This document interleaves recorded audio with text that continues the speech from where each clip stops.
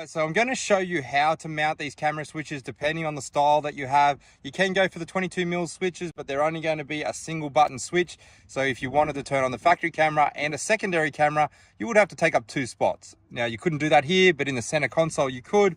But my preference is these style, the 32mm, because it will mount in this location and give you 2 cameras, the factory camera and aftermarket, in the one location. So on these Prados, this whole section is quite easy to remove. So I find it nice to actually put the non-mounting pry bar in, prop that forward. Then you can run the wires from behind the dash into this location quite easily.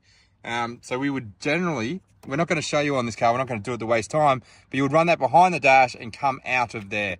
From there, you can actually just pop these forward. You actually just push these little locking tabs and push it from the back and they come out. Very easy to do. And then if you wanted to mount the switch, it would plug in and mount in like that.